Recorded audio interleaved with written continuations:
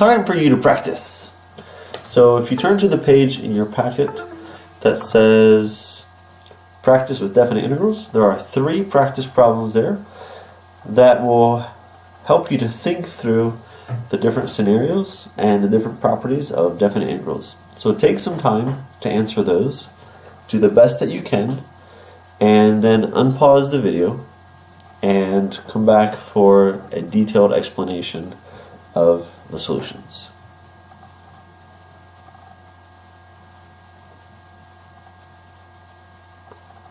Alright, so welcome back. So let's unpause and let's go over the answers. So number 1, given the following areas, calculate the values below. So we have the integral from 1 to 10 of f is 15, and the area from 6 to 10 of f is negative 4.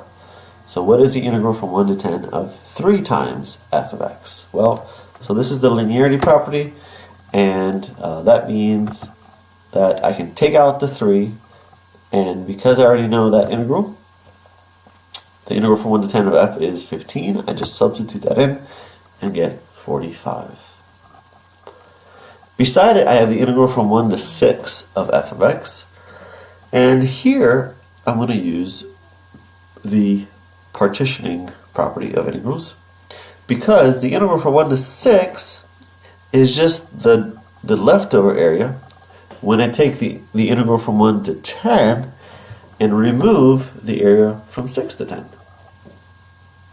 And because I know what both of those are, that means that the area from 1 to 6 is 19. The third problem has the same limits as above here, but they're in the wrong order. And notice that the bigger number is on the bottom and the larger number is on top, and so I need to reverse those, and I can reverse them if I change the sign. And since I know what that answer is, then I can get my answer of positive 4. The last one was not a property that I talked about, but maybe you thought about it long enough and you figured that since the upper and the lower limits were the same, that perhaps you thought, well, there's no room for any area there, and you also maybe figured that the delta x's would all be 0, and therefore the area is 0.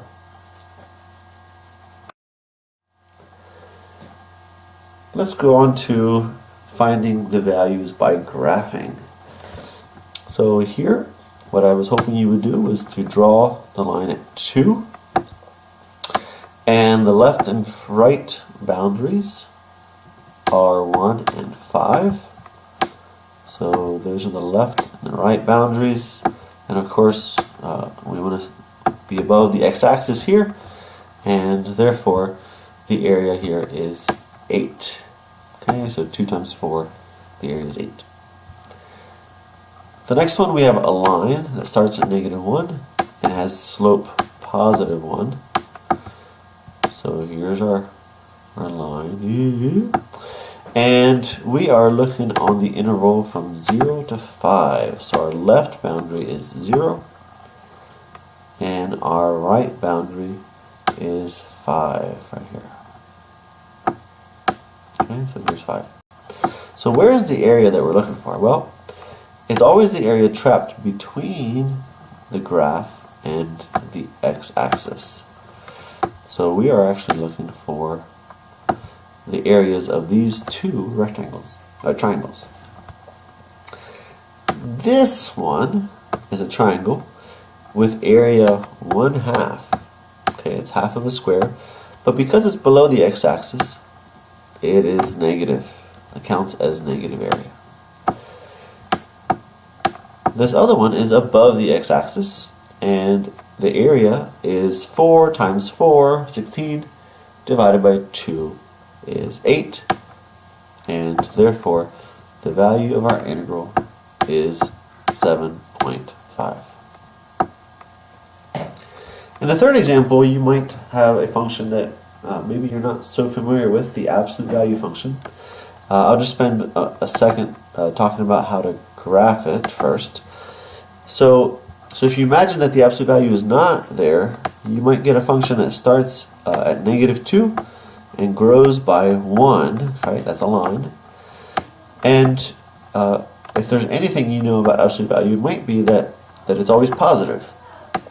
And so this graph always stays positive. And so as long as it's positive, it's fine.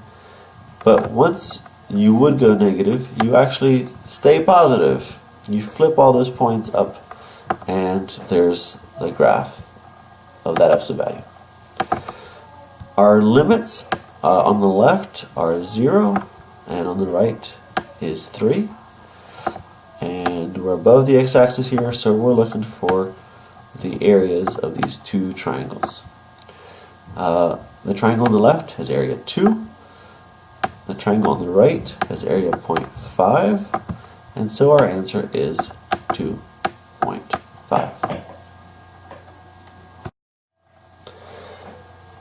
Now, some more practice finding area using geometry. And here we have a piecewise function f that's made up of several segments and curves. First, the integral from 2 to 8. So here's 2, and here's 8 right here. So really, for the integral from 2 to 8, we're looking for the area of that triangle.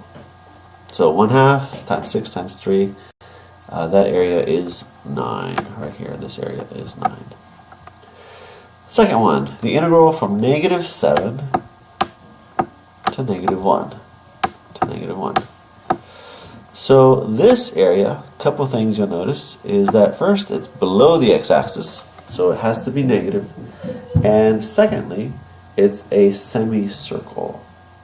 So the radius of that semicircle is 3, so pi r squared, divided by 2, because it's only half of a circle. And of course we make the answer negative because it's below the x-axis. Third integral, from -1 to 2. So now we're talking about this other triangle that we haven't found yet. And there you just do base times height divided by 2, so 4.5. 4.5 here. Alright, the next one, the integral from 8 to -1. Well, so you might notice that these numbers are written out of order. Okay, we always want the smaller number on the bottom, the larger number on top. So the first thing we're going to have to do here is reverse the limits. And when we do that, we get this negative that comes out. Okay, but we also, you might notice that the integral from -1 to 8 is just the sum of this integral and this one, because we're talking about that entire area from -1 to +8. And so that answer is -13.5. The integral from 2 to 2, hopefully by now you recognize this as 0. There's no space. And finally, one where we can apply linearity. So here you can do a couple things. You can split up the plus into 2 integrals, and you can take the 4 out. Okay, so split them up into 2 integrals and take the 4 out of the integral for the f. So this integral right here, we know is a 4.5. Okay, so we've already calculated that one. But don't make a mistake here. So I've seen lots of students at this point just do 4 times 4.5 and then add 1 to their answer.